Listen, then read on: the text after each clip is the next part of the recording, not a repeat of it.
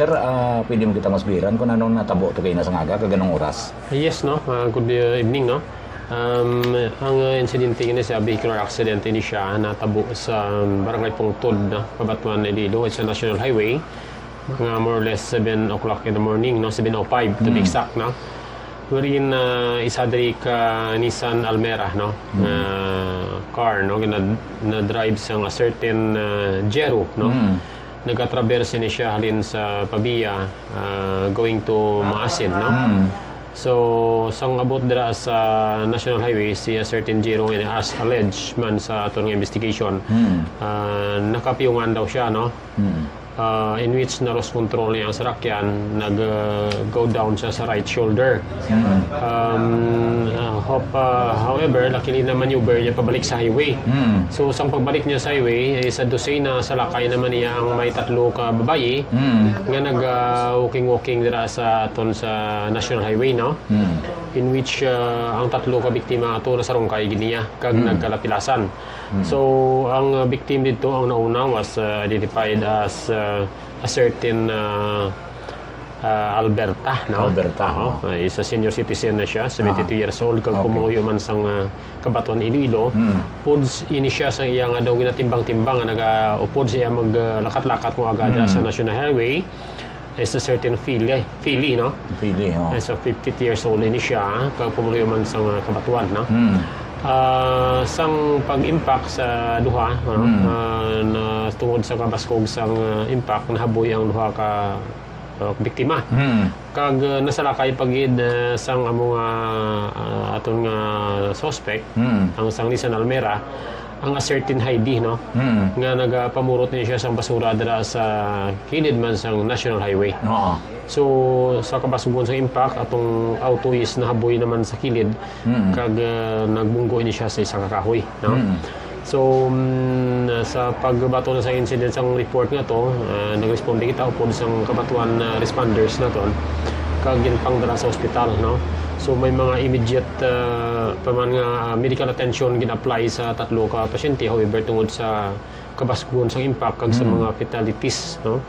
Sa kalawasan nga na-incur nila, na-declare sila nga 3 mismo patay sa Ramon Tabiana District Hospital, Kabatuan Iloilo. Okay. How ironic nga sa din dapat ni gani, sir, atuban lang sa ospital. Yes, more or less, no? Mga bangita siguro, more or less, the most, mga 200 meters lang, no? Ang scene of the incident sa Ramon Tabiana District Hospital. Sa din dapat sa barangay Pungtod man? Before sa bypass road? Maglampas na sa bypass road, going in between sa bypass road, kag crossing pasaka sa ospital. Na dira ay sinang area natabong ining insidente kay kung aga makita naton dira may mga nag-walking kita dira, no? Nga nagalibot la po sa aton bypass road, so natabuan gining 3 ka mga babae naton nga naglakat-lakat didto kung nasalakay sila nga auto. Ang duha ka mga taga Kabatuan tumandok? Yes, no? Dira man malapit lang sa lugar man, adjacent man nga barangay. Kag ang isa ni sir nga nagapamulot basura. Pumuloy ni siya sang Lambunaw. Yes. Ngara sa Kabatuan. May mga parinti na siya diri nga ginabisitahan man. Okay. Sige sir. So ano kuno sa investigasyon niyo, anong hambal sa driver? Nakatulugan? Sa initial investigation, no, dito sa scene of the incident, ginalid siyang bata na sa 20 years old din siya, nga nakapisukan siya kay tungod nga nagpulaw siya night before sa activity nila sa school, no? Kaya considering is a college student pa. Then early pa siya naglakat kag nagahingabot man siya sa activity diri sa Banwasang Maasin nga gusto man niya hingabutan, so medyo siguro madasig ang dalagan tungod man sa kakapoy nga nagpulaw sang gabi gintuyo kag nakapisukan siya kag nag-amuto nga nag-abot sa punto nga na aksidente siya dito. Isa lang siya, sir? Yes, isa lang siya. So sa diin karon ang suspect? So ang suspect is ginpa-medical natin siya sa hospital sa Haniway, no? However, may mga injuries siya nga na-sustain napit sa mata niya. So nag-request siya sang more extensive examination dito sa Iloilo, no? So sa Mandurriao, no? Sa Western Visayas Medical Center, kag subong is daw natapos naman ang medical examination. So daw on the way naman siya nga pabalik naman sa station natin. Okay, so why confinement siya? Wala sa confinement. Nakontak na to ng pulis nga nag-escort siya dito. Wala sa confinement, kundi nag-undergo siya sa mga extensive examination, sa mga mata niya, kag kung may mga other pagid nga mga na-sustain siya nga injury. Okay. Extent of injuries ang kada biktima, sir, nabalaan mo? Makita naton nga kuan gid kay dama kay may mga dugo nga nagarapta sa sinoben sindes. Makita naton nga damo ang mga nag-discharge sa kalawasan. Ang mga butko nila makita naton nga may mga fracture. So in which nga daw ka fatal gid nga daw wala gid sila makahingagaw kag makarecover pa. Okay.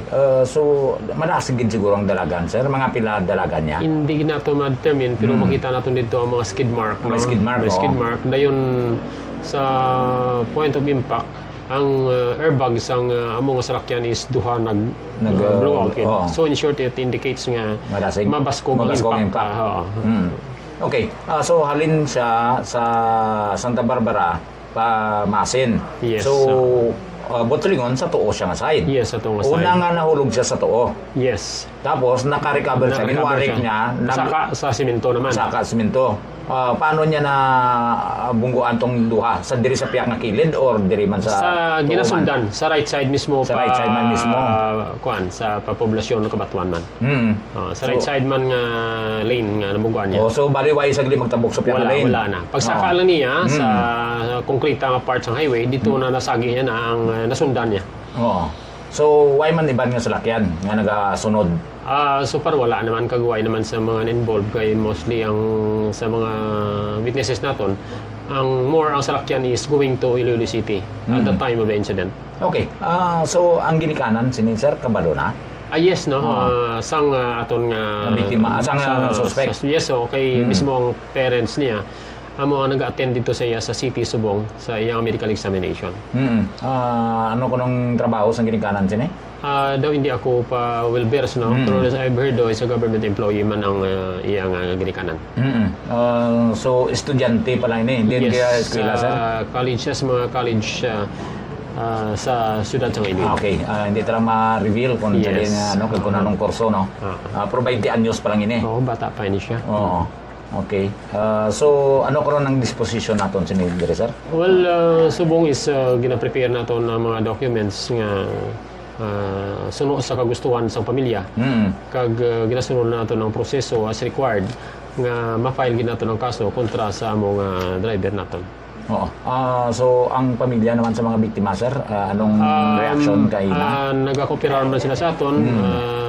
Sa tatlo ka biktima, there were those nga may mga initial sila nga istorya pero wala kita mag-come up sa punto nga mag-mediate ra. Kundi ang aton is itry ginaton nga ma-file ang kaso para nga mahatagan man sa hustisya ang hilaw nga kamatayon sa aton ng mga biktima nga ato. Okay, pananglitan nga ma-file nato ang kaso, anong kaso ipasaka natin, So sir? probably is ma-file ito sa reckless imprudence resulting to homicide.